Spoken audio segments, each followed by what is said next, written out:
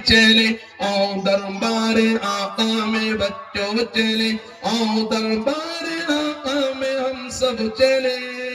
زندگی کا سفینہ مدینے میں ہے زندگی کا قرینہ مدینے میں ہے پتھر کو یوں تراشا کہ نگینہ بنا دیا صحرا کو مسکرا کے مدینہ بنا دیا سارے عالم کے پھولوں کو جمع کر کے میرے رب نے میرے نبی کا پسینہ بنا دیا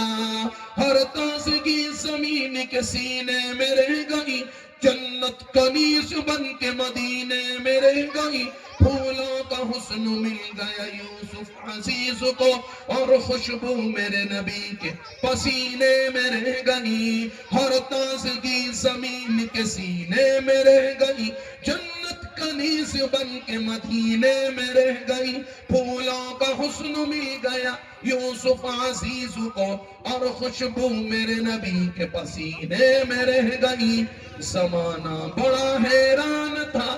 میرے نبی کے پیٹ پر پتھر کو دیکھ کر زمانہ بڑا حیران تھا میرے نبی کے پیٹ پر پتھر کو دیکھ کر پتھر بھی بڑا حیران تھا اپنے مقدر نصیبے کو دیکھ کر زمانہ بڑا حیران تھا میرے نبی کے پیٹ پر پتھر کو دیکھ کر پتھر بھی بڑا حیران تھا اپنے مقدر اور نصیبے کو دیکھ کر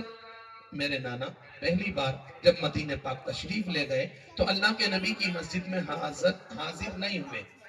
غور سے سنیں میرے نانا قطب عالم شیخ الحدیث حضرت مولانا محمد زکریا رحمت اللہ علیہ مہاجر مدنی جب پہلی بار مدینہ پاک تشریف لے گئے تو آپ مسجد نبوی میں حاضر نہیں ہوئے باہر نماز ادا فرمائی مسجد کے دروازے کے جست باہر نماز ادا فرمائی اور باہر بیٹھ کر صلاۃ و سلام پیش فرمایا نانا جان کے خادم نے عرض کیا حضرت ذرا اندر چلے حضرت نے فرمایا بہت بے ادب ہوں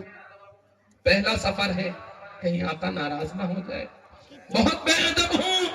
کوئی آقا ناراض نہ ہو جائے مسجد نبوی میں حاضری نہیں دی باہر بیٹھ کر صلاۃ و سلام پیش فرمایا رو رہے تھے صلاۃ و سلام پیش فرما رہے تھے ایک شخص نانا جان کو دیکھ کر رک گیا اس نے نانا جان کو بھکاری سمجھ کر انٹرنیشنل بھکاری سمجھ کر ایک نانا جان ریال نانا جان کی جھولی میں ڈال دیا نانا جان کے خادم نے کہا او بھائی ہلکے میں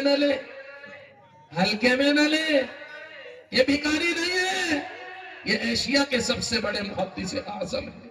جیسے تجھ کو سورہ فاتحہ شریف یاد ہے ان کو بخاری شریف کی حدیثیں یاد ہے نانا جان نے اپنے خادم سے فرمایا چپ کر بے ادب شیخ کا بے ادب خادم نبی کے روزے پر آ کر میری بڑائی بیان کرتا ہے میرے محاسن بیان کرتا ہے چپ کر خوش نصیب ہے وہ شخص جس کو زمانہ اس دل اقدس کا بھکاری سمجھ لے پھر نانا جان نے ریال ہاتھ میں اٹھا کے دعا مانگی اے اللہ تیرا ایک بندہ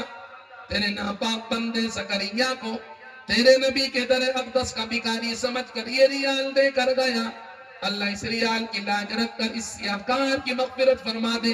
اس گنہگار کی مغفرت فرما دے اس سیاہکار کی مغفرت فرما دے اس دنیا دار کی مغفرت فرما دے نانا جان نے ریال ہاتھ میں اٹھا کے دعا مانگی اے اللہ میں تجھے اس ریال کا واسطہ دیتا ہوں میری بچیوں کی مغفرت فرما دے میرے بچوں کی مغفرت فرما دے میرے مسائل کی مغفرت فرما دے میرے اساتذہ کی مغفرت فرما دے میرے مشایخ کی مغفرت فرما دے میرے اصول فروع کی مغفرت فرما دے میرے اڑوس پڑوس کی مغفرت فرما دے مجھ سے محبت رکھنے والوں کی مغفرت فرما دے اے اللہ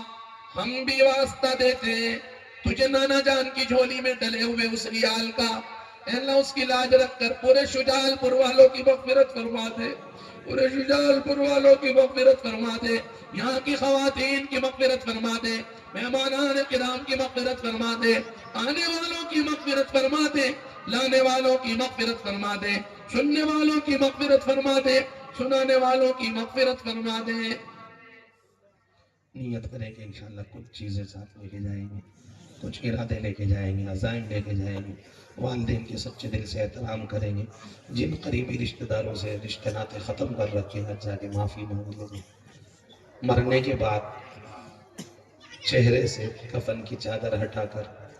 تو دشمن بھی رونے لگتا ہے. اس وقت رو کے کوئی فائدہ نہیں ہوگا. ابھی قدم چوم لینا، باپ کے معافی مانگ لینا. اللہ مجھے تجھے اللہ کا واسطہ مجھے معاف کر دے. معافی مانگ لینا ابا سے، اماں سے. گھر والی کے ساتھ زیادتی کی ہو تو ان سے بھی معافی طلب کر لینا. میرے نبی نے ارشاد فرمایا اللہ کو پسند ہیں وہ لوگ جو اپنے گھر والوں گھر والیوں کے ساتھ اخلاق سے پیش آتے ہیں. نیت کریں اخلاق سے پیش آئیں گے، محبت سے پیش آئیں گے. آج مر جائے تو کل کا دن، آج مر جائے تو کون نام لینے والا ہوگا. ہم اپنے بڑوں کی خبر پر نہیں جاتے، ہمارے بڑے اپنے بڑوں کی خبر پر نہیں جاتے، تو پھر ہماری خبر پہ کون آئے گا. کچھ ایسے کام کر کے جاؤ،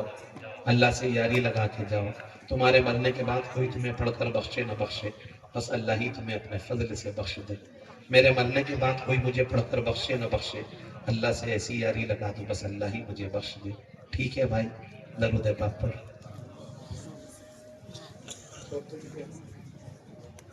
آپ کا نام کیا ہے؟